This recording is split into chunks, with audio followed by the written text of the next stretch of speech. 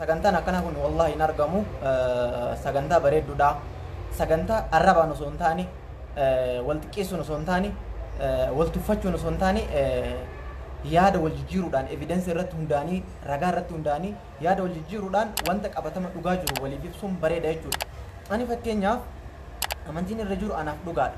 Ka irra jiru nama hundaafuu dhugaadha. Garuu dhugaan takka qofa. Sunillee rabbiin keenya yeroo dubbatu inna ad-diina 'inda Allahi al-Islaam. Bilbilaa inshallah isinirraa fuudha. Mee amma inshallah bilbilaa isinirraa kaasa yaada keessan gaafii keessan waa Yesuus wanti seerri keenya wanti anirra hundaa'ee gaafiin ani isiniif deebisu Yesuus Kiristoos qofa. Yesuus Kiristoosin ala gaafii bahe isinirraan fuudha. Kana ri'een taatu hodhaa mataati. Kanaaf nuti gooftaa Kiristoos ilma Waaqayyootti amanna. Ilmi Waaqayyoo immoo Waaquma. Kanaaf Yesuus Kiristoos ilma Waaqayyooti jettamoo ati ilaali. Fakkeenya dhiisee rakkoota kan qabu. Ati Yesuusin ilma Waaqayyoo jettamoo Waaqayyoo jetta? Yesuus Kiristoos ilma Waaqayyooti. Ilmi Waaqayyoo immoo Waaquma. Akkuma ilmi kee nama ta'u. Ilmi Waaqayyoo Waaquma. Okay, rakkoon qabu. Waaqni meeqa jira? Waaqni meeqa jira? Waaqni tokko. Tokko. Okay, Waaqni tokko. Moo ilma Waaqaati moo ilma Waaqallee? Yesuus Kiristoos ilma Waaqaati. Ilmi Waaqayyoo immoo Waaquma. Akka ilmi kan kee nama ta'u ilmi Waaqayyoo sun Waaquma. Eenyutti haa bahureen namni ati ilma godhattee ilmi kee nama ta'e alati yookaan sanyii bira qomoo bira ta'u namni aqee ilmi kee ilmi Waaqayyoos immoo Waaquma ta'a. Ilmi Waaqayyoo Yesuus Waaqa jechuudha. Yesuus Waaquma. Kanaaf yeroo baay'ee kanarratti si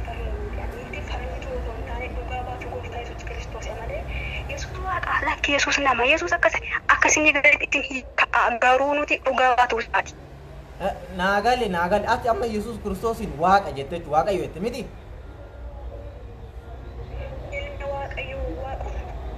Ilmi Waaqayyo Waaquma. Yesuus kanaafuu Waaquma jechuudha. Ilmi namaa namummaa ilmi Waaqayyoos immoo Waaquma. Abbaa isaatti baaka eenyutti haa bahore ilmi akkuma abbaa isaatti baaka. Kanaafuu Yesuus Waaqa jechuudha. Jala sadarika jala kanaafuu Yesuus Waaqa jechuudha miti? Yesuus Kiristoos Waaqa. Eshi bareeda. Ragaa naa dhiyeessuu dandeettaa waaqummaa isaa irratti? Fakkeenyaaf ilmi namaa ragaarra hundaa'ee deema. Qooyika. Namni ragaarra hundaa'ee deema. Nam falmisiisiin kaa ani falmituun ibsitti. Ilele. Ani gaaffii kan isii deebisuuf dhufe. Falmitu miti barkuni. Falmiin jedhamu kun. Ati ragaa naa dhiyeessit ragaa sii dhiyeessa. Falmitu miti kun falmiin jedhamu. Ammallee shakkituu na gochaa jirta ati sii galee. No.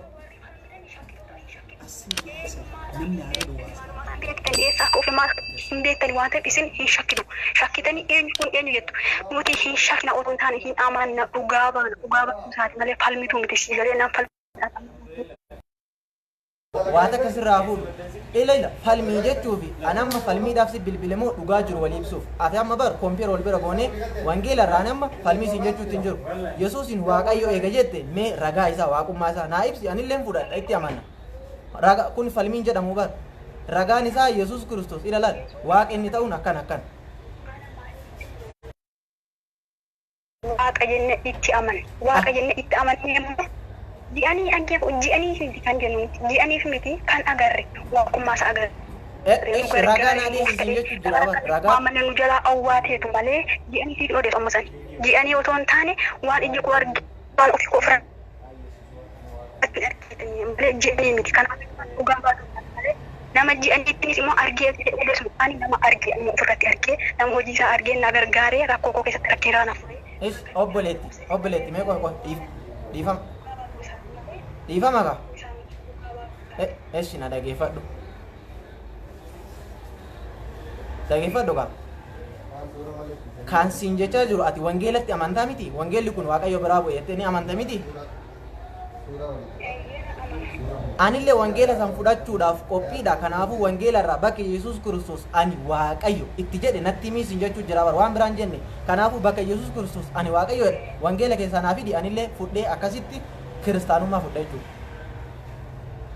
Kiristaanummaa namni siin jeefi hin fudhatiin sii galee ani siin jeefi hin fudhatiin amma itti hima kiristaanummaa usiin gichaan jiru.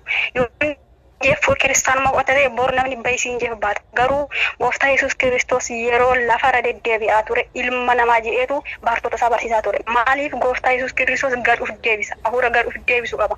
Kunuunis maalluun jee gad uf deebisa harka Waaqayyoon immoo ol qabantu jee. Gooftaa Yesuus Kiristoos galee otoo ol uf kaasa ta'ee otoo uf bukoosa ta'ee seexanniyyuu daafii uf tuulummaa isheetiin kan mootummaa. Hai akkasiin jedhaa roba robboleetti fagoon deemin ila qoy fagoon deemin.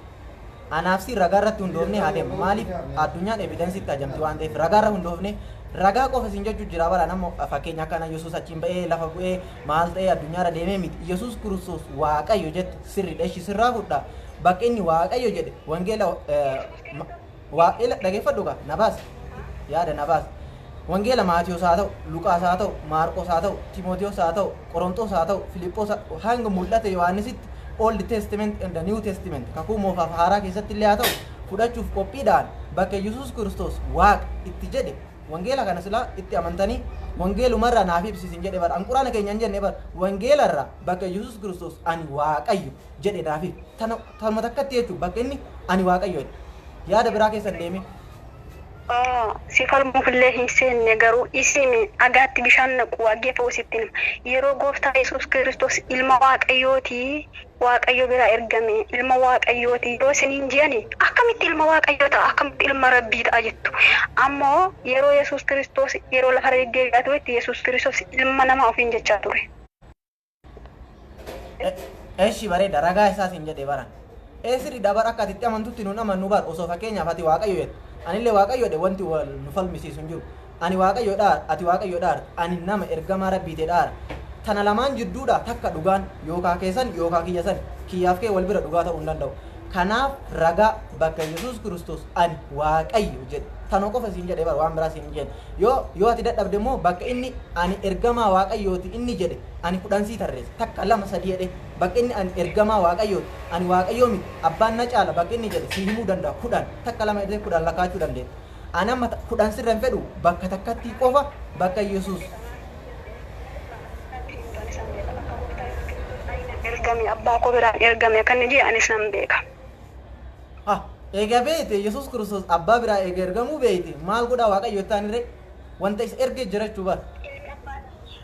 Ilmi abbaatti baakaa jaallattus jibbitu ilmi abbaatti baasii galee. Yesuus ilma Waaqayyo jechuudha. Okay ilmi abbaatti baay'ee bareeda. Ati abbaa ilma sanii amantamoo ilma sanii amanta? Abbaa erge sanii amantamoo ilma ergame sanii amanta? Yoo ilma isaa yoo Yesuusin beekte yoo Yesuusitti amante abbaa isaa beekta. Ayyee. Yoo Yesuusin beekte abbaa isaa beekta. Ambar waan sin jedhaaru baay'ee situ keessa deeme malee jechuudhaan haganayyuu si ciin kun feene beekta. Garuu yoo ati barbaadde bakka Yesuus Kiristoos ergamaa itti ta'e ani ergamaadha. Abbaan na caala, aab na caala, aabii balxanya. All my father is greater than I. Abbaatu na caala. Ani humna kootii waa takka hin godhu. Ani guyyaa qiyaamaa hin beeku bakka inni jedhan si dhiyeessuu danda'a. Yesuus Kiristoos kan inni jedhaa ture addunyaa kanarratti wanta feete yoo fidde waggaa 33 gaafa jiraate ani Waaqayyo hin jenne bakka takkatti illee haga samaawaata ol ba'eedhaallee ani Waaqayyo hin jenne Yesuus Kiristoos. Ani nama ani ergamaa Rabbiitiidha. Fakkeenyaaf wangeela Yohaannis boqonnaa 17 lakkoofsa 3 fa'aa ilaalte Waaqayyo tokkicha isa dhugaa laal Waaqayyo tokkicha isa dhugaa Yesuus Kiristoosin isa ati ergites beekuun isaanii jireenya bara. Waaqayyo tokkicha isa dhugaa Waaqayyo tokkicha jira jedhaara. Nuti Waaqayyo isa itti maa hin amannee dhaabaa kan nuti jedhaaru. Ati ka jettu abbaaf ilmi tokko Yesuus abbaatti ba'ee amannattis Waaqayyo tokkicha akka jiru hin amanna. Garuu yeroo nuti maqaa ilma isaatiin isa kadhanna illee maqaa ilma isaatiin maqaa Yesuusin isa kadhanna maqaa Yesuusin waan kadhanne hundumaa hin arganna. Eshi abbaadha moo ati ilmatti amanta? Yoo ilma isaatti amantee yoo ilmi isaa waan jiru fudhatte abbaa isaa beektaa siin hin jee. Eshi kamitti amantati keessa? Ani duka buutuun gooftaa Yesuus jedha. Duka buutuu gooftaa Yesuus jedhe. Bar nulleen jaalanna obboleetti ilaalaan amma dhugaa yoo sitti mechuu Yesuus Kiristoos hin jaalanna. Musliimni hundi nuti jaalanna. Kan nuti jennuun ammoo laalee yoo siifide jechuudha Yesuus Kiristoos nuti ergamaa Rabbiiti. Kabajamaadha, jaallatamaadha jenna. Isin ammoo ilma Rabbiiti jettan. Yoo Yesuus Kiristoos ilma Rabbii ta'e Addaamillee ilma Rabbiiti. Maaliif jennaan wangeela Yohaannis irratti gaafa waa'ee uumamuu namaa lakkaan Addaam ebeluun ka ebeluuti, ebeluun ka ebeluuti, ebeluun ka ebeluuti jedhanii qooyqa sitti hima. Eshi qooyqa na baasi ka yaada kee akkas jedhanii jedhama.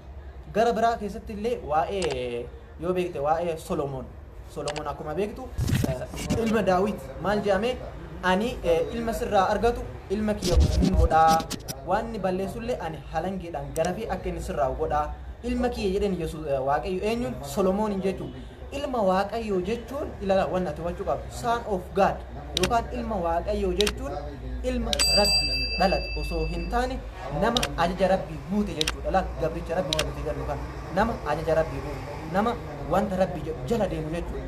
Ilma Rabbii jechuun ilma isaaf dhalatee miti. Waaqayyo ilma hin qabu maal godha ilmarraa? Ilmatti najamu Waaqayyo. Kanaaf ilma Rabbii ka jedhamu sun yookaan ilma Waaqayyo ka jedhamu suni ilalaal kana na bochi. Ilma Waaqayyo jechuun nama Waaqayyo nama ajaja Rabbii tole jedhu nama akka Rabbi jedhetti deemu jechuudha. Yesuus ilma Waaqayyooti jechuun ilma isaaf dhalatee miti. Laalate amma ilmuma Waaqayyoof dhalatee yoo ta'e Waaqayyo sani amanuu qabda laal. Waaqayyo Yesuusin argamsiise sani amanuu qabda malee Yesuusitti amanuu qabda obboleettii. Laal agartee nuti bari Yesuusin hin jibbinu hin jaallanna. Kanaaf jecha nuti ka jennu Yesuus ergamaa Rabbiiti jechuu jira. Akkamitti dhaggeeffoo sitti nama akkamittiin amanne Yesuus duruma iyyuu akka lafa iddoo abbaa ture beektamoo hin beektoti. Maal jettame? Abbaa isaa bira waaqarra akka ture. Yesuus abbaa isaa bira waaqa bira akka ture beektamoo hin beektu. Eshi haa turu. Eshi.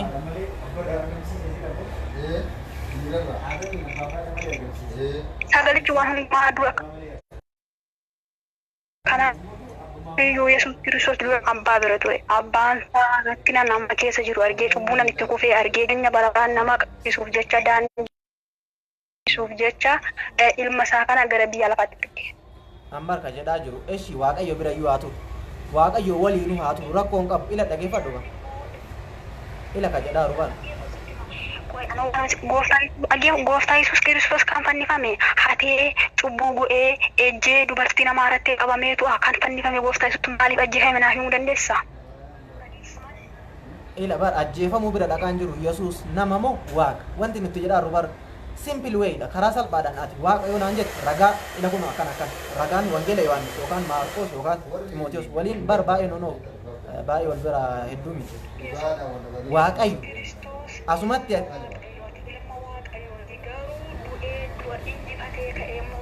maasaa mul'iseera ilmi Waaqayyo Waaqa ilmi leencuma sajansana. Eshi ragaa isa ragaa Yesuus Kiristoos ati ilma Waaqayyo ta'e dhaartamoo amma Waaqayyo dhaara?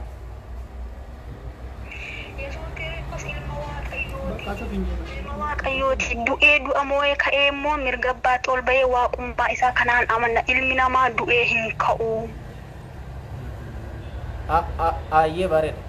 Ayyee bareeda ati ka jedhaartu jalqaba irratti maal jette beekta ilmi abbaatti ba'a kanaafuu Yesuus Kiristoos ilma Waaqayyooti jette amma immoo Waaqayyo dhaarta laalamu waan tokko raga dhaabachaa ilma abbaatti bahe waan ta'eef kanaafiyyuu ilmoon leencaa hadurreen eesh gaafii takka si gaafadhe qoy gaafii takka si gaafadhe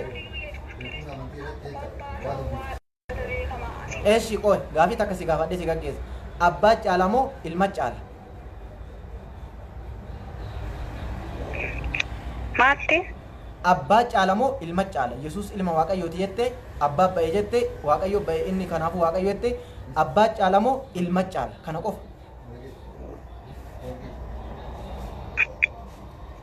Abbaanis ilmis waluma keessa jiru. Tokko waliin caalanii?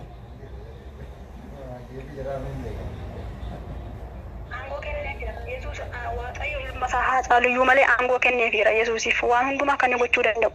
Maashaallah hedduu si galateeffadha. Akka jedhaartutti abbaan ilma haa caalu malee aangoo isaa kenne jedhaarti. Sirriidha. Kanaafuu bar abbaa aangoo isaa kenne sanitti maan amannee dhaaban amantee jirta. Maashaallah. Ati ammaa musliima taate. Maaliif hidhamannu isintu hin beeku malee nuti yeroo qaannu yaa waaqayyo abbaa keenya jennee kadhanna. Abbaan ila bar akka jedhaarti obboleewwan kiyya dhiifammoo yeroo takka obboleewwan kiyya jidduudhaan anatu sirrii jira ishee sirrii jira yookaan ana gore isin dhageeffadhaa inshaallah dhugaa jiru keessaa hubattan jechuudha. Anaaf ishiin haasawa qofa osoo hin taane isintu dhugaa jiru keessaa hubattan. Abbaa fi ilmi tokko an jedheenaan abbaan ilma haa caalu malee ilmaaf aangoo kennee jira naan jedhe. Anillee kan jedhaanii jiru abbaa aangoo kenneef sanitti maan amannee dhaabar walii gallaa barsila jedhaanii jira. Kanaaf gaafii kiyya kana abbaa ilma aangoo kenne sanitti maan amanneedha. Amma siin amanna nuti gaafa kadhannu waaqayyo abbaa keenya kadhanna. Yesuus ni kadhattanii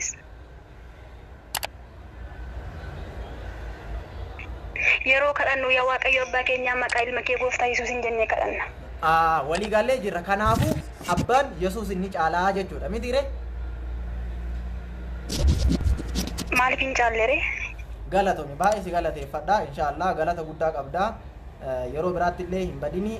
Abbaan akka Yesuus hin caalu dhagaa jirtanii obboleewwan kiyya gurra keessaniin dhagaa jirtanii galatoomii dhugaa nu himuu keetiif nullee ka jedha abbaan ilma caalaa. Kanaafuu abbaa sanitti amannaa jedhaarra. Abbaan sun eenyuun jennaan the creator, the biggest, the hero, the knower. Ka hunda uume kan Yesuusin illee uume nuti isatti amannaa. Kanaafuu abbaa Yesuusin uume sanitti amanaa isiniin jenna jechuudha. Kanaafuu galatoomii abbaan ilma caaluu himuu keetiif si galateeffadha.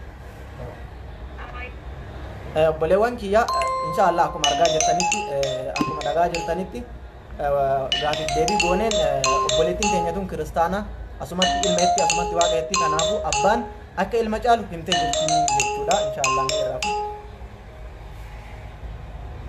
Hello. Islaama moo kiristaanaati jalqaba irratti? Eeshi ammaaf sagantaan keessanii miti dhiifama. Eeshi booda irratti sagantaa isinii kennan hordofii achi booda sagantaa gaafii isinii godha. Obboleewwan kiyya maaliif ilaalaa hubadhaa obboleewwan kiyya nuti ilaali puubiliik irratti haasofna as baanee fuuldura namatti haasofna malee dhokannee yookaan immoo ganda keessa deemnee bakka namni naawuleejii hin qabnetti bakka namni beekumsa hin qabnetti nama hin sabbabnu zayitiidhaan nama hin sabbabnu sukkaaraan nama hin sabbabnu. Kanaaf wanta dhugaa jiru argaa jirtanii abbaan ilma caala jedhaarti nullee kan jedhaaru abbaa ilma caalu sanitti amanaa isaaniin jedhaara. Dhugaa dubbatte maashaallah rabbiin dhugaa afaanii buuse isin ummanni kiristaanaa fi islaamaallee gadi qabaa xiinxallaa. Hello. Hello. Waalaikum salam warahmatullah.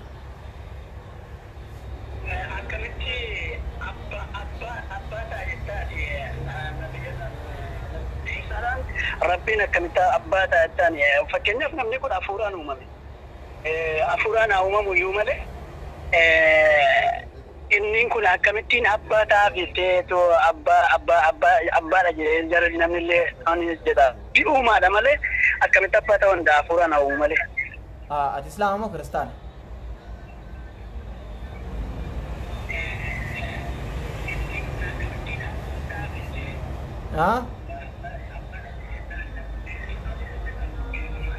Hello. Gaafii obboleessa keenya hubachuu hin dandeenye islaama ta'e kiristaana ta'e hin beeku. Ammaaf gaafiin ka obboleewwan keenya kiristaanaati. Obboleewwan kiyya hubadhaa. Gaafiin ka obboleewwan keenya kiristaanaati. Kanaafuu obboleessi keenya kun kiristaana ta'e islaama ta'e hin beeku. Obsuun gaariidha. Kanaafuu sarraa fuudhaa yoo islaama ta'e sagantaan ijoollee islaamaa ganaadha obsaa. Gasi dhumarra isin irraa fuudhee yaada naaf qabdan naa ibsitanii akkasitti goolaman inshallah. Hello.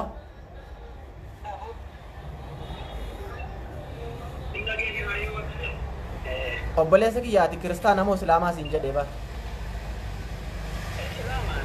Kanaafuu islaama eega taate sagantaan keessan ganaadha obsiisin jechuu jira ishee ijoollee kiristaanaa gaggeessina dura.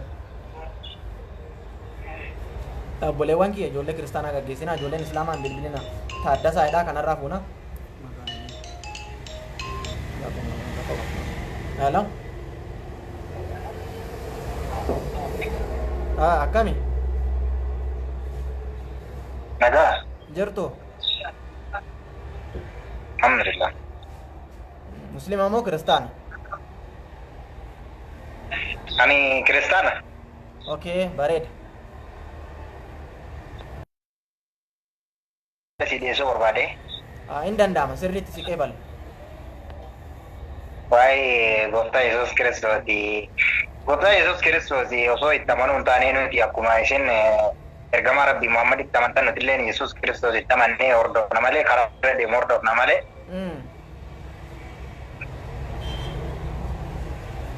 Abbaan namni kan isa ergee akkuma ergamaa Rabbii Waaqni isa ergee inni ilma Waaqaati waan ta'eef isa deeggarra malee nuti Rabbi jedhee amanuu osoo hin taane isatti ni amanna garuu karaa naamu akkuma isin Nabii Muhammad jettanii Muhammad itti amantan nuti illee isatti amanna. Hedduu galatoomi yaadni kee bareeda. Ati Yesuus Kiristoos ergamaadha Waaqayyootu isa ergee jettee amanta jechuudha. Galatoomi guddaa nullee kan jedhaaru kanuma bara kan jedhaaru nuti Yesuus Kiristoos ergamaa Rabbiiti kabajamaadha jaallatamaadha. Kanaaf Yesuus Kiristoosin Waaqayyo hin jedhinaanii Waaqayyo kan wanta hundumaa uume san kan hin nyaanne kan hin dhugne sani malee Yesuus nama jedhaa jirra. Ati immoo akka nuuf ibsartutti ergamaa Rabbiitiin nuuf jedhaarta. Kanaafuu ka ergamaa Rabbii ka ta'uu dhugoomsu kiristaanota osoo hin taane Islaamaa jechuudha. Maaliif jennaan nuti Nabi Isaa Nabiyyii Rabbii kabajamaa jaallatamaa Rabbiin biratti ulfaataa jennee amanna.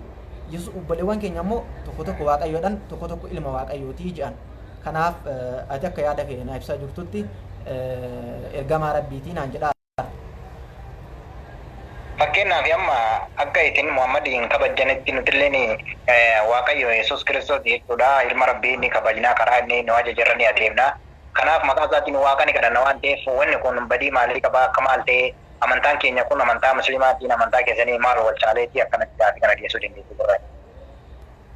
Ashi gaafii bareeda akka inni jedhetti obboleessi keenya kun wanta ajaa'ibaa dubbachuu jira obboleewwan kiyya akka inni jedhaa jirutti Yesuus Kiristoos nullee ergamaa Rabbiiti jennee amannaa Waaqayyootu isa erge jennee amannaa wanta inni jedhu jala deemnaa akkuma isin Nabi Muhammadiin jala deemtanitti nutullee jala deemnaa nun jedhe wanti nuti jennuun nuti Nabi Muhammadiin qofa jala hin deemnu Yesuusin jalallee ni deemnu Musee jalallee ni deemnu Abrahaam jalallee ni deemna maal jennaan Quraanni keenya gaafa nutti himu nabiyyoota Rabbiin ergee 124 ergamtoota Rabbii 313 tokkollee osoo addaan hin baasin akka nuti itti amanuu qabnu nu ajaja Quraanni jechuudha. Fakkeenyaaf Yesuus Kiristoos wanta inni jedhe jala hin deemnu ni hordofna hin jibbinu bar nuti ni jaalanna.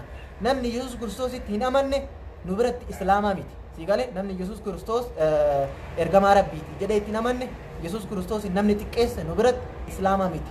Goomsuu qabda kana. Nuti ka jedhaaru akkuma nuti Yesuus Kiristoos amannutti Muhammaditti illee ni amanna Yesuus Kiristoositti illee ni amanna. Hidaayaa namaatiif yookaan immoo sababa isaaniitiif yeroo isaan ilmi namaa kun dukkana keessatti kufetti isaan daandii ta'anii ilmi namaa kun akka dukkana keessatti hin kufneef akka karaa jannataa san ittiin dhaqaniif karaa tolchaafi turanii ilma namaatiif. Kanaafuu Yesuus Kiristoositti nuti ni amannaa obboleewwan keenya kiristaanaa immoo isaan Rabbi yookaan immoo ilma Rabbiiti jedhanii garaagarummaan keenya kana malee nuti Yesuusin jala deemuu dhabuu miti.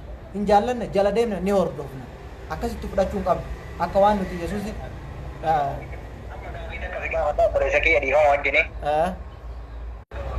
hello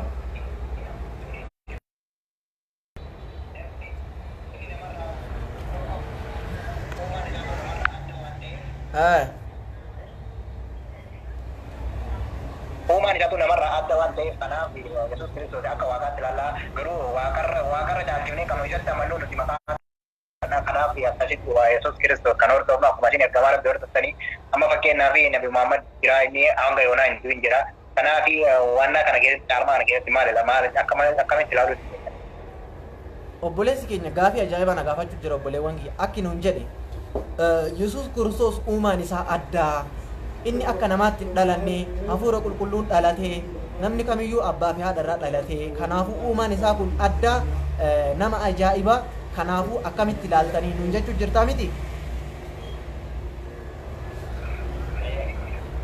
Gaafiin isaa akkan obboleewwan kiyya ati fadhuudha achumaan obboleewwan kiyyaallee ibsa nama 1,100 si ilaaluu jira si dhageeffachuu jira illeedha. obboleessi keenya kan nun jedhe uumaan Yesuus Kiristoos addaa kanaafuu isin akkamiin laaltanii nun jedhe jalqabumayyuu rabbiin wanta Yesuus Kiristoosin adda godhee uumeef dandeettii ofii mul'isuuf obboleessi keenya kun cufatee jira gaafii ajaa'ibaa gaafate kanaaf obboleewwan kiyya Yesuus Kiristoos abbaa malee dhalatuun rabbiin isan godhu maaliif jennaan akka afurii uume akka afuritti akka gurguddaa afurii uume akkaataan afran itti uumuu kun ilma namaa rabbiin dandeettii ofii mul'isuuf li'annahu qaadirun alaa kulli shay that is the Allah is the over of all things competent rabbiin wanta hundumayyuu dandahaadha ani akka fedhetti isin uuma jechuma akeekuuf rabbiin akkaataa garagaraatti ilma namaa kan uume jechuudha Yesuus Kiristoosin qofa haala addaatti rabbiin keenya hin uume aadaamin rabbiin abbaa fi haadha malee biyyoorraa uume uumaa tokko rabbiin akkaataa afurii nama uume isiniin jedheera aadamii kana rabbiin biyyoo gosa garagaraa walitti qabee abbaa fi haadha malee uume tokko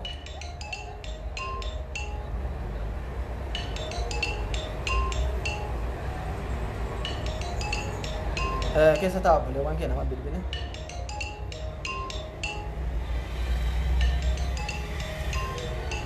muslimatuni irraan kaasnu gaafni nuun jedhe akkaataa afuritti rabbiin nama uume Yesuus Kiristoosi aadamiin rabbiin abbaa fi haadha malee uume tokko lammaffaa hawwaa ka haadha hin qabne cinaacha aadamirraa uume lama sadaffaa Yesuus Kiristoos ammoo ka abbaa hin qabne Maryamarraa hafuura Jibriilirraa ta'een uume afraffaa ammoo nu abbaa fi haadharraa nu uume jechuudha idan ka obboleewwan keenya kiristaanaa Yesuus Kiristoosin uumaa akka addaa godhanii ilaaluun maaliif barbaachise rabbiinu isa qofa akka addaatti uume aadamiin iyyuu abbaa fi haadha malee biyyoorraa uume miti maa hawwaallee haadha malee cinaacha aadamirraa uume kunillee uuma addaati Yesuusin immoo abbaa malee haadharraa uume nu ammootu nu abbaa fi haadharraa nu uume maal akeeka kun hundinuu rabbiin ani danda'a akka fedhetti isin uumuu danda'a jechuudha gaafa abbaa malee haadharraa dhalachuun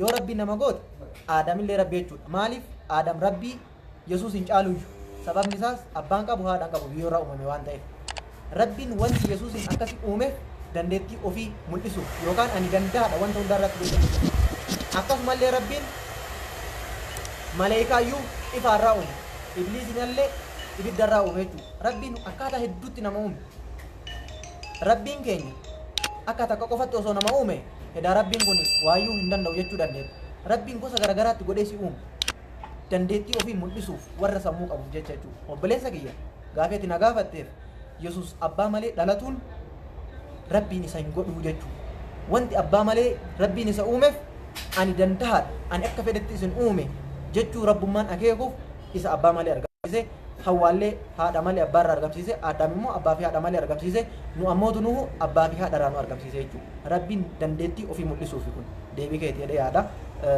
ijoolleen muslimaa hin bilbilina ijoollee kiristaanaa malee kanaaf obboleessi keenya kun akka nuun jedhetti obboleewwan kiyya muslimaa fi kiristaanaa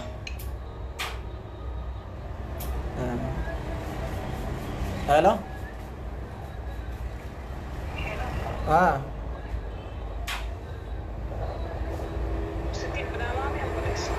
nagaa galatami waan bilbila naa kaasteefi dhiifama hin argine malee nin kaasa ture tole gaaffii Yesuus waaqamoo nama kan jedhu irratti ture kan laayivii galtee taphachaa turte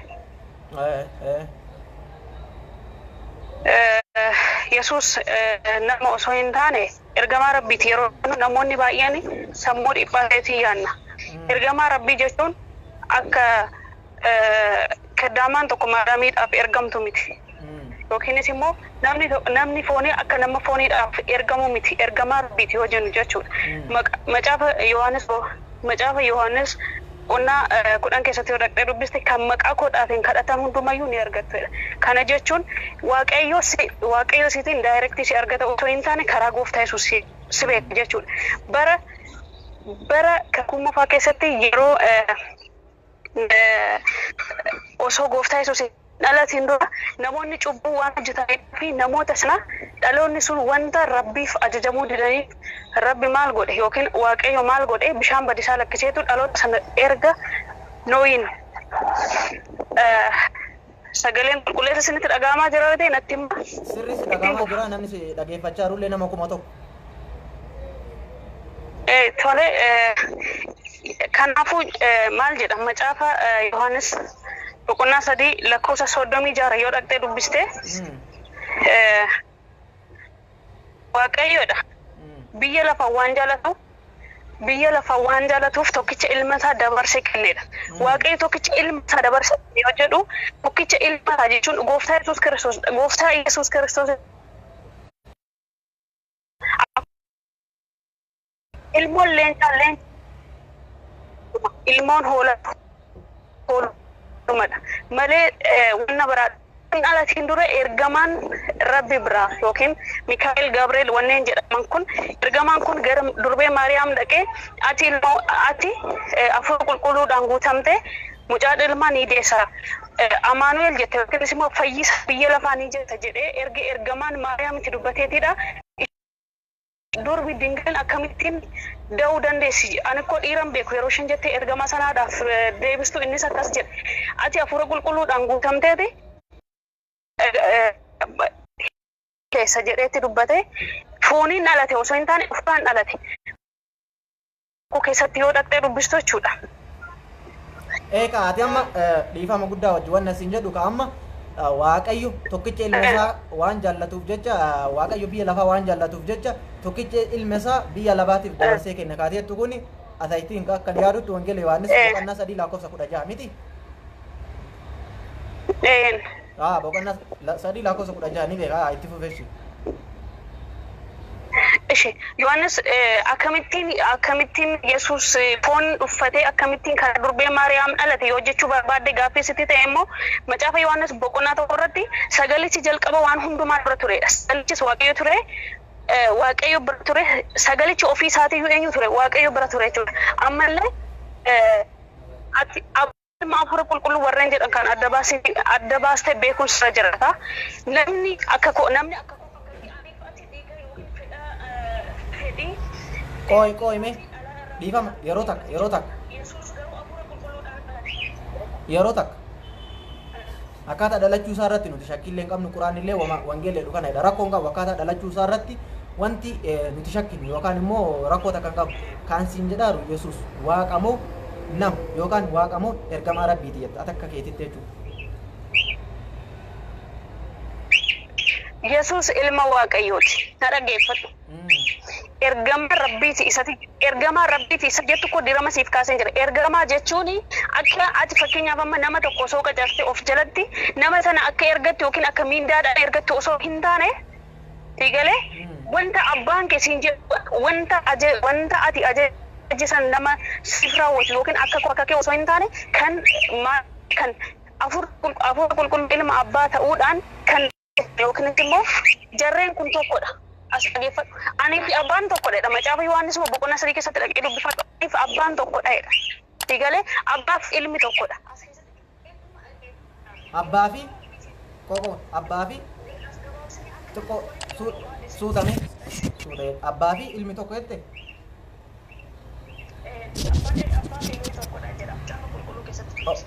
Okay. Obsika. Gaafii si gaafachaa deema naa deebisaa deemte. Akka obboleewwan keenya galuutti illee. Tole nagaa. Abbaa fi ilmi tokko miti garaagarummaan qaban. Abbaan miti. Garaagarummaa takkayyuu hin qaban jechuudha isaan lachuuyyuu. Walqixa aangollee walqixa qabanii dandeettii walqixa qabanii isaan lachuu tokko aabi walde manfas quddus ahadu amalaa kunniin sadan tokko jechuudha. Abbaa fi ilmi tokko garaagarummaan qaban. Itti amantaa jecha kan akka abbaa fi ilmi tokko ta'an itti amantaa rakkooyyuu hin qabu.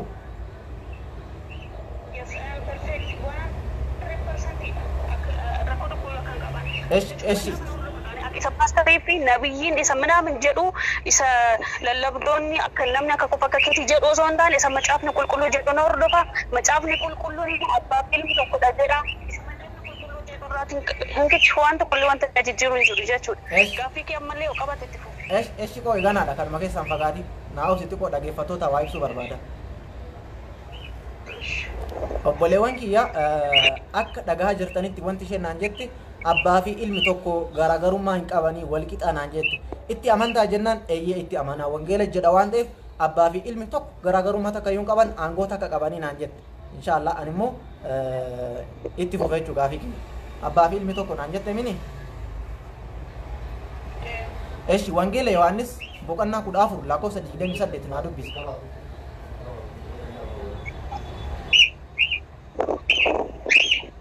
Kudafur 28.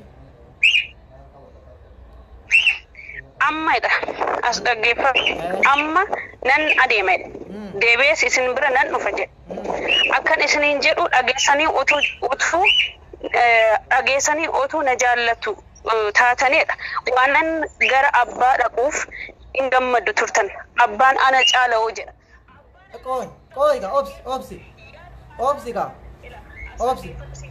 abbaan na caalaa ilaaleen reefu tanama abbaan na caala my father is greater than I abbaan na caalaa ka jedhaa jiru anaa miti si'ii miti Phaawulosii miti wangeela keessaa 8 irratti abbaan na caalaa sin jechuu jedhe ibsatti kenneshi abbaan na caalaa ati reefu tokko irraa arga ibsa siifan kenna ammas baga gaafatti abbaan na caalaa yoo jedhu eenyutu ergeen kan qaamaan yookiin akka nufan uffatee karaa durbee Maariyaam dhalatu eenyutu ergeen Yesuusin Waaqayyo abbaa dhamtiire Waaqayyo abbaadhe akkasitti akka wanta biyya lafaa jaallatuudhaaf Waaqayyo tokkicha ilma kan dabarse biyya lafaadhaaf kennuusin jedhu Kristos ajaja Waaqayyo guutuudhaaf biyya lafaa foon dhufate akka keetitti akka aniifate biyya lafaa deddeebi'aa jirutti akka atiin dhalate jechuudha.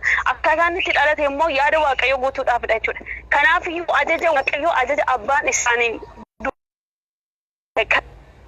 bara kakuma fa'aa keessatti barreeffamanii jiran keessatti akka Yesuus Kristos Afurri qulqulluun ibsa ture jechuudha. Eenyutu ibsaa ture? Waaqayyotu ibsaa ture. Kanaafuu dura yookiinis immoo yeroo qaamaan deddeebi'aa turte yeroo namoota barsiisaa ture dubartoota hedduu biyya lafaarratti barsiisaa ture abbaan ana caalaa jedhee dubbateera. Abbaan ana caalaa jedhu isa ergatu caala ajaja Waaqayyo guutuun ajaja abba guutuun dhufanii jedheera moo? Eshi reefu tanahoo tokko maaliif jettere abbaa fi ilmi tokko jechuu jirtaa bar amma immoo dammoo abbaan na caala Yesuus jedhe ati immoo bar rakkoon guddaan maal inni beektaa obboleettii tiyya kai jedhaa jiru Yesuus abbaan na caala jedhe isin immoo lakkii tokko jettaniin reefu matana osoo an ragaa kana dubbisi jedhee sitti nageekin dura tokko itti amantaa jennaan yaa perfectly dhibbaan dhibbatti itti amananaan jedhe ragaan immoo Yesuus akki jedhaarutti abbaan na caalaa jedhe na caala jechuun bar dhumate na caala Yesuus abbaan isa caala nullee ka jedhaaru abbaan Yesuus ni caala abbaa Yesuus caalu sanatti maa hin amannee dhaaba ati moo tokko akkamit jette osoo Yesuus na caala jedhu yoo ati bar Yesuus na caala jette wanti wangeelli jedhu faallesite jechuudha sababni isaas Yesuus abbaan na caaledha ati moo tokko jedhaa jirta kanaaf jecha Yesuus kana maa hin fudhannee dhaaba inni na caala jedha isin immoo tokko jettan abba na caalaa isa jedhu irratti yaada faallee yookiin immoo wanta na falmaa jirtuudhaaf qabachuu hin qabdu sababiin isaas na caala garuu jedhu ajaja abbaa isaa guutuu dhufe mitiira biyya lafaarra for example your father abbaan kee wanta si ajaju yookiin immoo abbaan kee umuriidhaan siin gadi miti siin oliidha mitiire yaada abbaa keetiin guutaa mitiire abbaan Yesuus inni caalaa miti qoqon walii gal hin caalaa mire abbaan qoy abbaan Yesuus inni caalaa mitiire amma walii gal reefu immoo abbaa fi Yesuus tokko naan jedhaa laala obboleewwan kiyya reefu abbaa fi Yesuus tokko amma immoo abbaan Yesuus ni caalaa jennaan eenaan jedha abbaa Yesuus caalu sanitti maan amanne reesin jechuu jirra barammaduti eenyu as dhaggeeffadhu baabbool በመንፈስ ቅዱስ አባ ilma hafuura qulqulluu sadda waaqa tokko barkan nutis kana jechuun waaqayyooti waaqa kan sitti hin fakkaatin waaqayyooti wanta hin sagansitti fakkaatin macaafa Yohaannis boqonnaa 5 lakkoofsa 20 irra dhaqinaa dubbisi yoo macaafni yoo si bira jiraate ani illee siif dubbisuu nan danda'a jechuudha.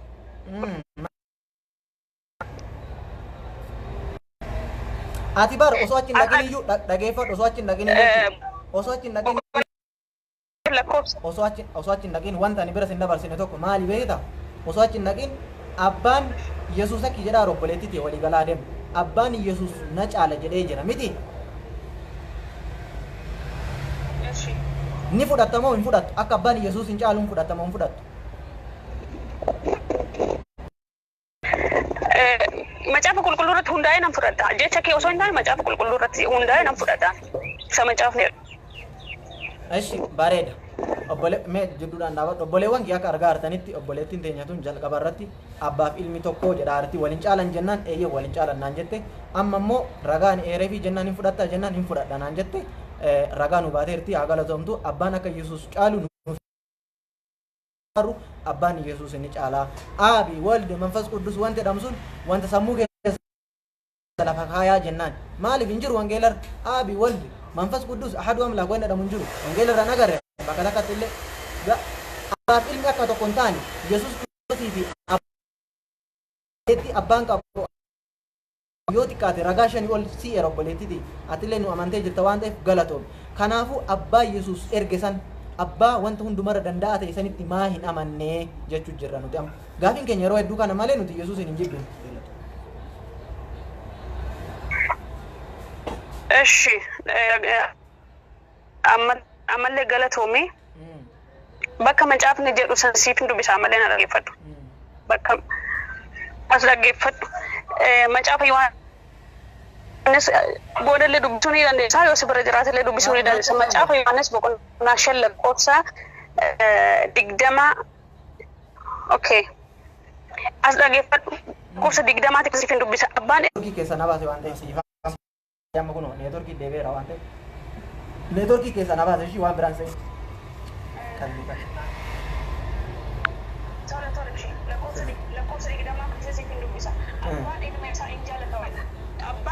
abbaan ilma kan jaalata ofii isaatii kan hojjetu hundu ilmatti hin agarsiisa. Isin akka dinqisiifattaniif inni hojii kana irra caalu hin agarsiisuuf jedheedha. Eenyutu ilma abbaatu jechuudha. As dhaggeeffadhu. Abbaan warra du'an kaasee akkuma isaan jiraachisudha. Ilmis immoo warra barbaadu hin jiraachisa. Abbaan ofii isaatii homattuu hin faradudha. Firrii hundumaa harka ilma isaatti kenneera maleedha. Firdi eeshi waliif galla firdi ilmaafis ulfina haa kennu. Siifan xumura kala lakkoofsa jan xumurre. Qabadhu gaaffii kee yookaan ta'e hundinuu abbaadhaaf ulfina akkuma kennutti ilmaafis ulfina haa kennu. Ilmaaf ulfina kan hin kennine abbaaf ulfina hin kennu jedha. Gaaffii kee itti fufi. Eeshi sirriidha aangoo hunda dabarsee abbaa ilmatti ni kenna jechuun rabbiin wanta dalagu yookaan immoo wanta ofii fedhe nabiyyi jechuun jalqaba iyyuu maal jechuudha wanta isin hin galle tokko jira beektaa isin uummanni kiristaana nabiyyi jechuun iyyuu ajaja rabbii warroota keessan jechuun nabiyyi jechuun Muusee ta'e Abrahaam ta'e Yisaaqin ta'e warroota ajaja rabbii geessan jechuun rabbiin wanta dalaguu fedhe hundayyuu warroota itti himu jechuun ela qoyga siif ibsaa qoyga siif ibsaa qoyga nabiyyi jechuun jalqaba iyyuu obboleewwan kiyya fakkeenyaaf amma Muuseen gaafa ummanni Israa'eloota waggaa 420 biyya Gibxi keessatti koloneeffatamanii turanitti Waaqayyo gadi bu'ee ummata san gabrummaa keessaan ba'an Muusee ergeefi Muuseen rabbi Waaqayyo maal jedheen ulee keetiin akkana godhi ulee kee ol fuudhi ulee kee biyya Gibxi irratti akkana godhi ani muujizaa akkana yookaan dinqii akkana nan agarsiisa ati booda akkana godhi Israa'eloota fuudhi akkana godhi jedhee Waaqayyo itti himaa ture maaliif wanta Waaqayyo jedhuun sana Muuseen qoyga na xumursiisika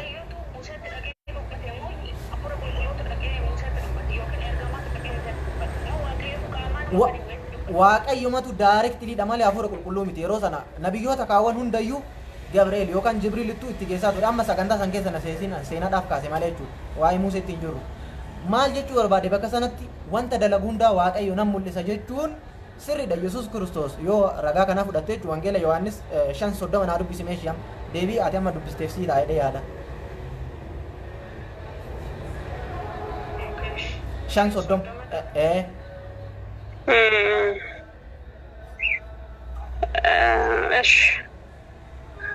Yesuusitti dabaleedha. Ani humna kootti homaa gochuu hin danda'uudha. Abbaan koo irraa kan dhaga'etti anaaf farada. Firdiin ani faradus qajeelaadha. Firdiin eenyu faradu? Firdiin ani faradus qajeelaadha. Ani yaada koo duukaa bu'uu hin barbaadu. Yaada isa ana ergee duukaa hin bu'a malee jedha. Galatomi baay'ee galatomi. Yesuus maal jedhe an humna kootiin waa takka gochuu hin danda'u. Dhumate ilaalu dubbiin asitti. Yesuus humna isaatiin waa takka gochuu hin danda'u. Humna eenyuutiin malee humna abbaa isa ergeesaniin malee. Nuti ka jedhaa rubari Yesuus waa dalaguu hin danda'u miti. Yesuus dinqii hedduu dalagee jira. Nama du'eeyyuu kaasee jira. Wangeela Yohaannis 11 irratti yoo ilaalte Alaazaariin isa du'ee qabrii jiru kaasee jira. Garuu dandeettii eenyuutiin dandeettii abbaa isa ergee sanaan deebiin kana Yohaannis 5:30 ragaa guddaadha. An humna kootiin waa takka gochuu hin danda'u jedhe. Yesuus humna isaatiin ofirratti waa takka gochuu hin danda'u. Garuu abbaan immoo ka fedhen ajjeesa, ka fedhen jiraachisa. Ka fedhen shuuma, ka fedhen shaara. Nuti ka jedhaa jirru abbaa fi ilmi tokkoo miti. Yesuusii fi aabiin tokkoo miti. Isin tokko hin jedhinaati. Aabii sanitti amanaa isin hin jedhaa bara. Aabii isa Yesuusin erge sanitti. Yesuusiyyuu ragaa ba'e an humna ofiiti. As dhaggeeffatu abbaatti eenyutu hin sagadu. Abbaatti eenyutu hin sagadu. Meenatti ani bara amantaan koo ortodoksii osoo hin taane pheenxeedha. Ortodoksiinis immoo osuma jiraates immoo innis waaqayyotti hin amani jechuudha. Ani pheenxeedha. Eenyutti hin amana. Macaafa yoo si bira jiraatee fi macaafa Galaatiyaa irra deeminaa dubbisi. Yoo si bira jiraate. Ambar ka jedhe aabitti maan amannee dhaabar maal godhaa fagoo deemu aabitti maan amanne aabii Yesuus hin caalu san gaafii kiyya kadhaa ofirraa deemu. Kan nuyi sagadu eenyutti waaqayyo maaf jenna iyyuu maaliif waaqayyo dubbanna Yesuus gooftaadha waaqayyo immoo waaqadha jechuudha. Yesuus ila kanas ta'e sanas samiin gadi galagalees dacheen kun immoo osoo faallaa ta'e argame jechuudha. Yesuus gooftummaan isaatii hin jijjiiramu. Yesuus gooftaadha waaqni waaqadha namni immoo namumadha. Kanaafuu Yesuus waaqa miti jechuudha miti walii galaa deema. Yesuus ilma waaqayyoodha as dhaggeeffadhu. Yesuus ilma waaqayyo dhiira masii ibsee jira Yohaannis lakkoofsa qodaatti jalqabe sagaleen baatures galichi waaqayyoo bira ture Yesuus foon uffate. Yesuus ilma waaqayyooti malee waaqayyoo miti miire. Maal jette? Yesuus ilma waaqayyooti malee waaqayyoo miti mi. Ilma waaqayyooti la hojiin isaa ila as dhaggeeffadhu Yesuus ilma waaqayyooti obboleessa si falmaan jira osoo hin taane Yesuus ilma waaqayyooti waaqayyo immoo akkuma sittime አብና ወልድ መንፈስ ቅዱስ እነዚህ በስራ አንድ ናቸው አንድ አካል ናቸው በርባዴ መጽሐፈ ሳኬሰት አመ ያደዋንን ቀባኔት ማለ ጀቹ ኢየሱስ አቲ ቆይ ኤሌላ አሳ ሄዱ ኤላ ቆይ ዋን ቆይ ጋ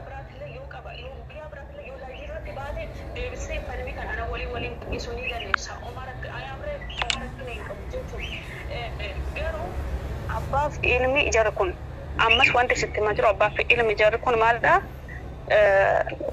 Abbaaf ilmi hojiidhaan tokkodha jechuudha. Ammas na dhaggeeffadhu abbaaf ilmi tokkodha garuu ilma waaqayyooti. Ilmoon leencaa leencumadha. Bareed abbaaf ilmi tokkoo kana bar reefu tokkoo miti abbaa Latoomii yaada nuuf dhiyeessiteef yeroo biraa immoo akkanumatti hin badine ishee ilmi leencaa leencuma ilmi ashuutaan leencuu obboleewwan kiyyaa argaa jirtanii nama 1,500 laalaa jira ammallee haasa'in rakkoo hin qabu obboleewwan keenya kiristaana ammallee bilbilaa yaada ibsadha argaa jirtanii gaafiif deebii taasisnu keessatti argaa jirtan jedheetiin yaada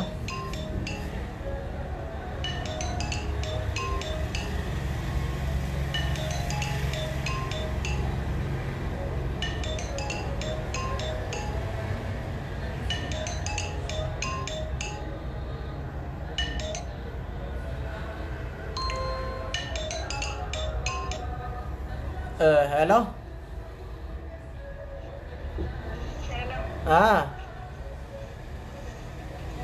Enna gam.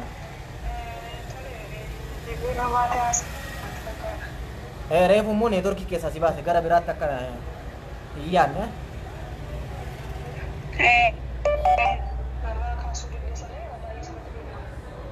Biiziidha malee ansirraa kaasuu hin dinne. Eeshi itti fufi gaafii kee yookaan immoo yaada kee.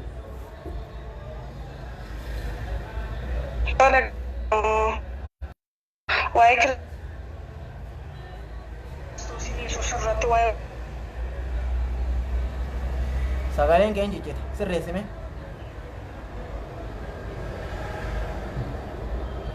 Hello. Obboleettiin deenyaan dhageessisu sagaleen isee neetworkii isheetiin fakkaate. Kanaafuu obboleewwan kiyya akka dhagaa hartanitti ani dubbachuudha. Obboleewwan keenya kiristaanallee haa dubbatan rakkoo hin qabu. Waan isaan itti fakkaate haasa'an. Anillee waan natti fakkaate hin haasa'a. Isin immoo ka xiinxallu isin ka dhugaa keessaa fudhatu isin jechuu rakkoo takkayyuu hin qabu. Maaliif haasa'u jira isaanillee waan itti fakkaatan argaa jirtanii. Asumatti aabii walde tokko jedhan. Asumatti abbaaf ilmi tokko naan jette. Mee obboleettii teenya tanarraa subhaanallah. Kaluu jiran garuu immoo barumsa guddaa ittiin qaban. Maaliif jennaaniin akkuma isin argaa jirtanitti abbaa fi islaama bilbilaara kana. Abbaa fi ilmi maal inni jennaan tokko naan jette. Tokko jennaan naan jette. Ofitti amantaa jennaan ofitti amanaa naan jette. Garaagarummaan qaban naan jette. Hayyee Yohaannis hin dhaqii dubbisi gaafan jedhuun immoo akka isaan tokko hin taane isaan sadan tokko hin taane akka abbaan ilma caalu hubate. Maaliif akkana ree jennaaniin abbaan ilma caalaa naan jette. Laala asumatti tokko jetti abbaa fi ilmi tokko jetti asumatti immoo abbaan ilma caala nuun jette. Nuti ka jedhaa jirru abbaa ilma caalu sana aabii sana ka wanta hundumaa caalisanitti maan amanne abbaan sun Allah yookaan immoo uumaa wanta hundaa ka ta'esan jechuudha. Yesuus ergamaadha akkas borus akkuma ragaa irratti isin dhagaa jirtan obboleewwan keenya akka dhaaranitti Yesuus uumaa miti. Yesuus isaan iyyuu ragaa ba'aa jiranii. Ijoolleen muslimaa hin bilbilina. Ijoolleen muslimaa hin bilbilina. Isinitti himuu jiran fakkaate masarat tun bilbiltee turte. Hello.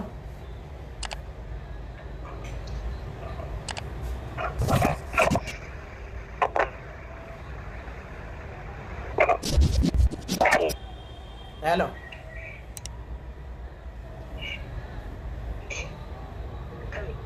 Nagada. Yaada.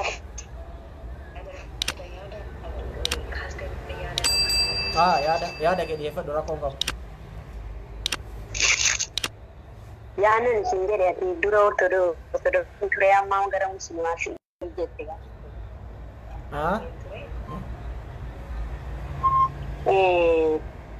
Waaqa abbaa ilmaa waaqa abbaa ilmaa namantanii jettee midha walitti falmaata. Miti? Waaqa abbaa jechuun Kiristoos Yesuus jechuun waaqa abbaa kan ittiin karaa itti Waaqayyoo abbaan guutummaa isaa ittiin garaatti mul'atedha malee abbaanis isuma keessa jira, hafuurri qulqulluun isuma keessa jira, isaan sadanuu iddoo tokkotti waaqa tokko. Mee maal jette Yesuus maal inni jetteme?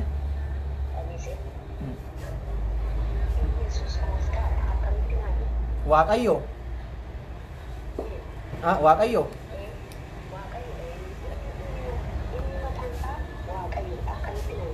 Akkamitti siin hin jedhu ragaa siin jedha malee. Ragaan isaa immoo kitaaba qulqulluudha. Naadis san barbaade. Ragaa san barbaadaniyyuu. Amma hojiin harkaa qabaa jiru, hojiin hojjechaa jira waan ta'eef xiqqoo kitaaba qulqulluu banuu hin danda'u amma hojii hojjechaa sitti haasa'aa jira.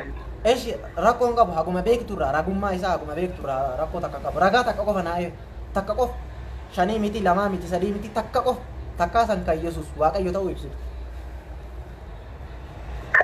Yesuus Waaqayyo ta'uu kan ibsimu jalqaba sagalee tureedha. Dhaggeeffadhu jalqaba sagalee tureedha. Sagalee ture sagalichi waaqa ture waaqarra ture sagalichi ofuma isaayyuu waaqa ture inni ifa ture ichis dhaloota hundumaa ni ibsaa. Dhaqee dubbisi wangeela Yohaannis akka jalqaba isaarraa boqonnaa tokko dhaqee dubbisi. Sagalichis waaqarra ture sagalichi immoo ofuma isaayyuu waaqa ture inni garaa Maariyaam keessatti kan gadi bu'ee dhalate nama miti otoo nama ta'e immaa Yoosef wajjin wal bira isa deessi ka ishiin hafuura qulqulluudhaan fuutee isa deessi malee abbaa manaa ishee wajjin walitti dhuftee miti kan dandeessu. Sagalee waaqarra ture sanatu foon uffatee akka koo rakkatee anaaf beela'ee rakkachuuf ba'aa koo baachuuf jedheetu foon namaa alama mallattoo cufame mul'ata Yohaannis keessa dhaqe. Mallatticha cufamee chaappaa torbaan mallatteeffame wanti mul'ata Yohaannis boqonnaa sadii irra dhaqe boqonnaa sadii haga afurii gidduu dubbise. Mallatticha cufamee sagalee eenyutu banannaan jedhu namni banonnaa barbaadamee dhabamuu ani nan boo'e baay'isee guddeen boo'e waan achi immoo maanguddoota 20 keessaa tokko kan mallatticha hiikuu argameera hin boo'inaan jedhee inni kan mallatticha hiikuu qabu silaan nama ture Kiristoos immoo waaquma ture ta'ee yoo ta'u jiru foon garaa namaa keessatti. Eshi gaggabaabsa dhiifama. Xiqqoo gaggabaabsa. Sagalichi waa hundumaa dura ture. Kaatee amanaa erga kun wangeela Yohaannis boqonnaa tokkorraa jira. Sagalichi waa hundumaa dura ture. Sagalichi Waaqayyoon bira ture. Sagalichi ofii isaatiif Waaqayyo achuma gasiqee boqonnaa 14 irratti sagalummaa waa hunda dura ture kun foon uffatee nu gidduu buufateedha miti. Foon inni waaqarra ture inni mataa isaayyuu waaqa ture sun foon uffatee immoo dhufee nu gidduu buufateedha. Eshi bareeda. Ani hin beeka rakkoon qabu siima waan ati yaadde. Sagalichi waa hundumaa dura ture. Amma gaafa Ingiliffatti hiiktu in the beginning was the word. The word was the God. And the word was God. Amma kam jabeeta sagalichi waa hundumaa dura ture. Gaafa Ingiliffatti hiiktu moo Oromiffaan in the beginning was the word. Jalqabatti jechatu ture. Originaalii hiikaan isaa sagalee miti jecha malee. Jalqabatti jechatu ture. Jechi sun Waaqayyoon bira ture. Eela qooyiidha.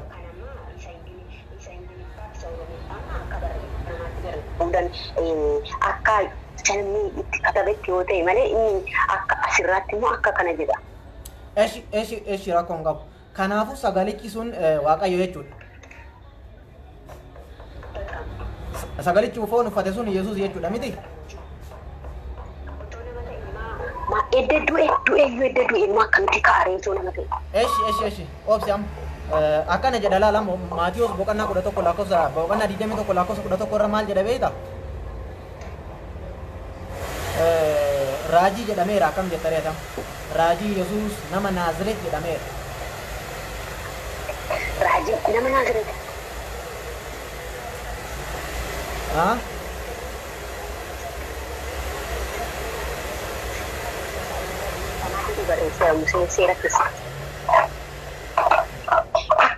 Akkuma anaan kan biraas isin kaasaa inni immoo namni isin. Qoy gaafi si gaafadha. Ka sagalee uffatee gabbu'e suni Waaqayyo moo ilma? Kana qofa naa deebisi.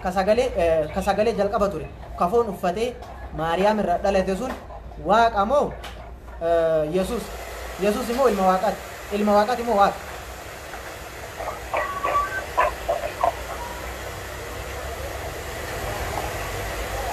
Eshi turi.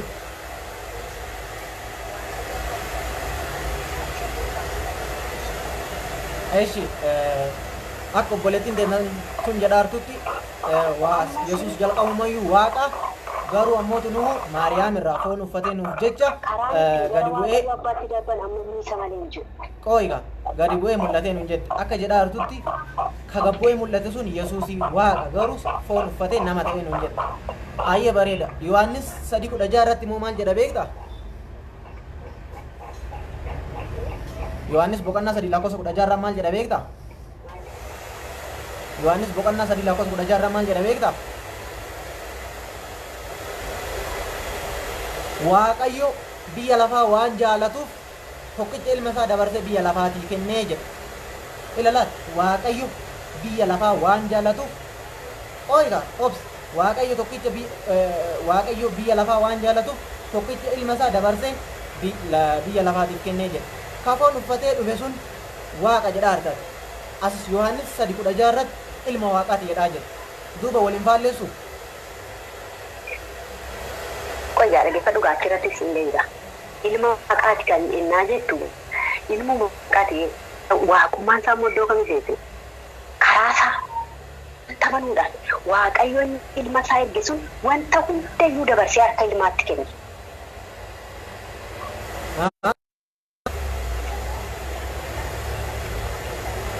Maal ka jedhu?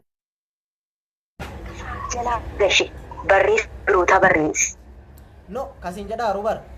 Yohaannis 3:16 irratti waaqayyo ilma tokkicha biyya lafaa waan jaallatuuf tokkicha ilma isaa dabarsee biyya lafaati kennee jedha. Waaqayyotu tokkicha ilma isaa biyya lafaati kennee Yohaannis 3:16 irratti. Tokko irratti immoo lakki waaqayyo biyya ilma isaa dabarsee hin kennine isumatu foon uffatee gabbu'ee jettan. Waaqayyotu foon uffatee gabbu'e moo Yesuustu foon uffatee gabbu'e? Laala waaqayyo uffatee gadi bu'e otoo hin taane ilma isaa dabarsee biyya lafaaf kenne. Ilma isaa sana keessaan immoo guutummaa biyya lafaaf isaa mul'ise. Maal jedheenyaan dubbatu warra tokko irra maal jedha akka maqaatti. Yohaannis tokko irra maal jedha? Waaqayyotu foon uffatee gabbu'e.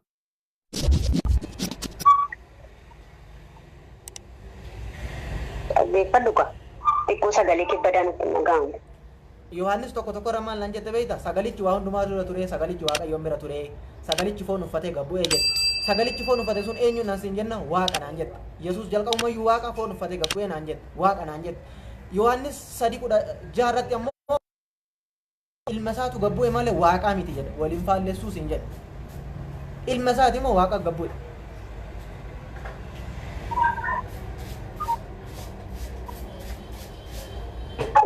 Waaqayyo abbaan isuma keessa jira. Hafuurri qulqulluun waaqayyo abbaan isuma keessa jira. Dura abbaa ilma hafuura qulqulluun sadan waaqa tokko isaa sadanuu samaa irra jiru. Sababa cubbuu keenyaaf immoo waaqayyo immoo ofii isaa of nu barsiisuudhaaf jecha immoo ilma isaa immoo dabarsee nuuf erge. Guutummaa ofii isaa ilma isaa sana keessa taa'eetu ilma isaa sana foon uffachiisee gara maaramu keessaa akka inni galu godheetu asitti immoo ittiin gara ofiitti nu bute, ittiin gara dhaqnee mirga isaa akka teenyu gara isaatti nu fide gara jireenyaatti.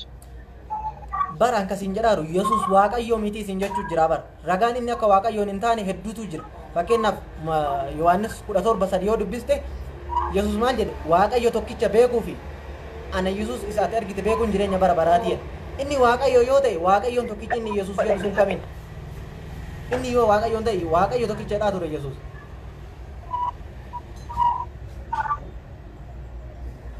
Dhaggeeffadhu inni guutummaa waaqayyootu isa keessaa mul'ateen siin jedha. Ofuma isaayyuu immoo waaqayyoodha. Ofuma isaayyuu immoo fayyisuu hin danda'a. Abbaa dhumti waaqayyoo inni abbaa dhumti isaa suni aaboo hundumaa fayyisuus wanta hundumaa kenneefira. Harka isaa jala gasheera.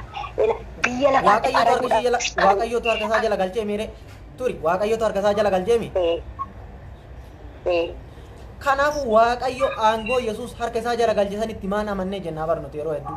Waaqayyotu harka Yesuus jala aangoo galchee jira. Qooyqa isa aangoo namaa kennutu caalamoo isa aangoon kennamuufitu caala. Atama fakkeenyaaf biyya wayootoo deemaa jiraatte fakkeenyaaf hin dhalatte miti. Hin dhalatte. Dhalattee amma guddachuudhaaf piroosisiin ati keessa dabartu hin jirtu hin jiru.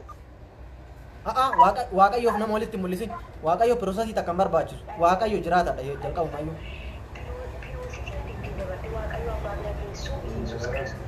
Isatu dhiiga isaa dhangalaase waan ta'eef karaa isaan alatti isarra utaaltee waaqayyo ta'amanidha. Yesuus malee waaqayyoon biraan jiru isin jedhaa bara. Yesuus waaqayyoo miti isin jechuu jira bara. Yohaannis tokkoon kun Yesuus waaqayyo wanti inni jedhu hin jiru waaqayyummaa isaa hin ibsu isin jechuu jira bara. Sagalichi waaqarra ture inni mataa isaayyuu waaqa ture inni jedhu maal jedhee? Eeshi sagalichi waaqa bira ture ofii isaatiif waaqa yoo ta'e waaqayyoon inni kadhachaa ture kam inni duuba? Yesuus waaqayyo yoo ta'e waaqayyoon inni kadhate sun kamiin?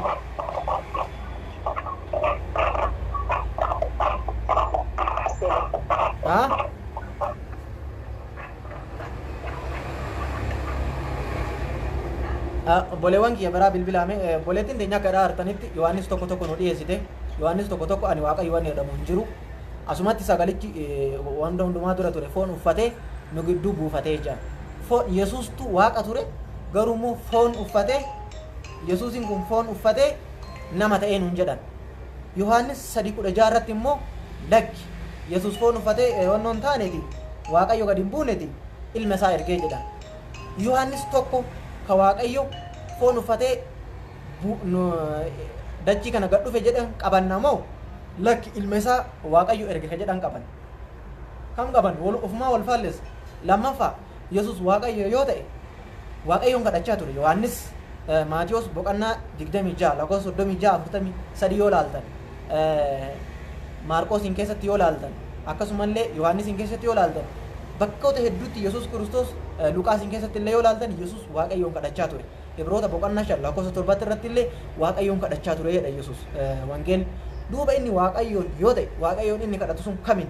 Lammaffaa inni Waaqayyoo yoo ta'e Yohaannis 17:3 irratti Waaqayyo tokkicha laal beekuufi Waaqayyo tokkicha isa dhugaa beekuufi Yesuus Kiristoosin isa ati ergite beekuun jireenya bara baraati jedha.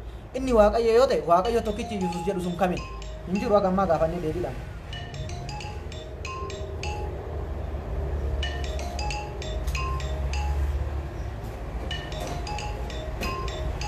Ijoollee musliimaa gaafii isin irraan fuudhu obboleettii teenya qo'amee xiimoodhaan bilbilaa fi yeroo ta'u miseenjarii kaaseedhaan Allah ijoollee musliimaan bilbilee nama obboleewwan kiyamee dhiifama. Hello.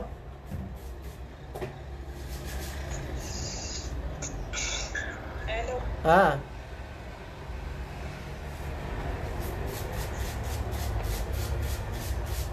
Amin. Indah kam.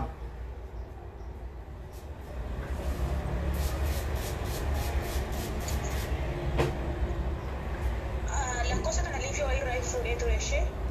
Shiraa qoonqaba. Ati musliima moo kiristaan? Kiristaana. Sagantaa koo gaddi qaba. Namni haadha goofa ol qabu qaba dirqama. Ati gaafii amantaa kiristaanarraa gaafataa miti. Ani immoo amantaa musliimarraa hin gaafii qaba. Waa'ee Yesuus Kiristoos irratti yoo ta'e sirraa fuudha rakkoon qabu.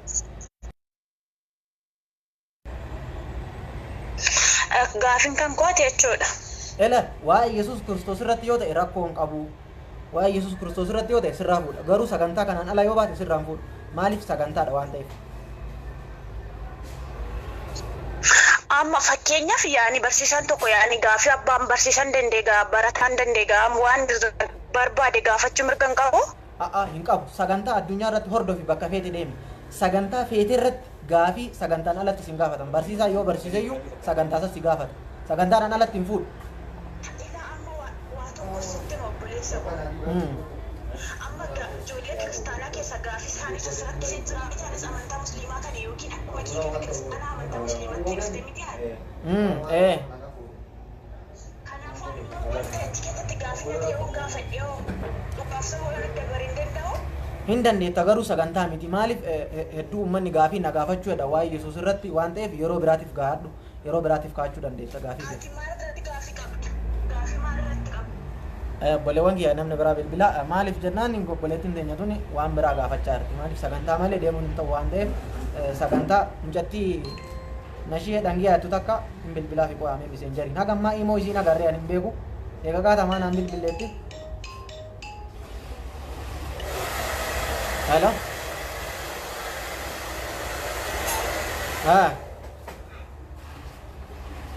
Assalamualaikum. Waalaikumsalam.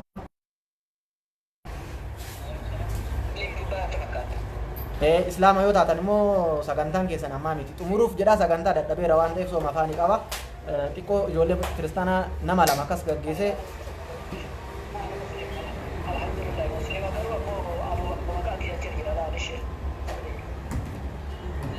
obboleewwan kee ijoolleen musliimaan bilbilinaa isiniin jechuun jira. Ijoolleen musliimaa dhiifama naa godhaa sagantaan ganaadha. Sagantaan amma ijoollee kiristaanaati. Ijoolleen musliimaa hin bilbilinaa. Hello.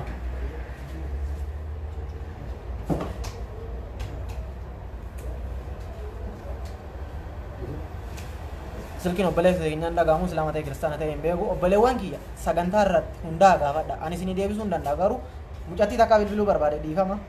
Mucattii kiristaanaa takka bilbiluu barbaade miseenjaraan keessa seettanii dhaggeeffattanii yoo isiin kaaste yeroo hedduu komantii ala kan arrabsituu fi gaafii gaggaafattu argaa. Inshaallah bilbilaa fi nashee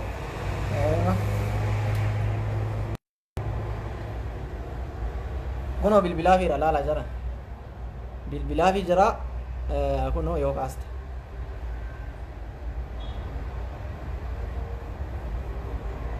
yaada kiyya narraa fuudhii jettee komantii alatti hedduu ba'uu jirti waan ta'eef bilbilee kunoo miseenjari argaa jirtan jedhee yaada.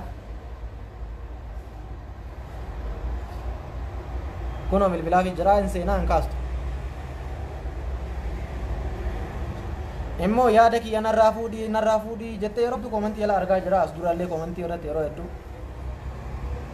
hin kaastu obboleewwan kiyya laalaa argaa jirtan jee yaadaa hin kaastu arguu jirtanii eega qaataati yaada kiyya narraa fuudhii kunoo bilbilaa fi jira itti deebisa ammallee itti deebisu jira inshallah yoo kaaste akka jarraa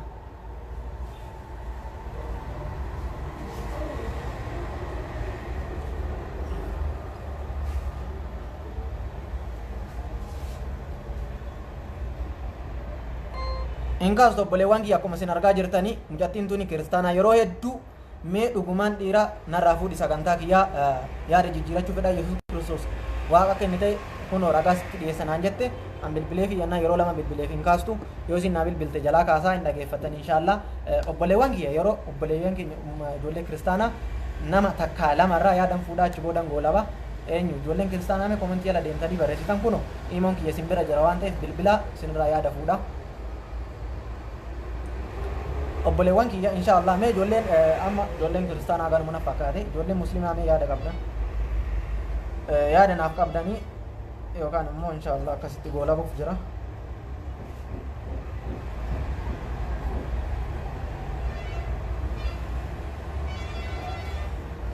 inshallah obboleewwan kiyya walumaa gala argaa jirtanii waan isaan jedhan argaa jirtanii waan an jedhullee argaa jirtanii maalinni sagalichi waan dhumaa dura ture kanuma nu dhiyeessan jechuudha asumatti maal jedhan akka jalqabarraa ilaalaa turtanitti obboleewwan kiyya isinillee na tazabartanii anillee na saamale yookaan yoo an sobellee na qabuu dandeettanii yoo obboleewwan keenya dogongoranillee qabuu dandeettanii dhugaan akka isa jiru hubadhaa amma ijoollee muslimaati carraa kenna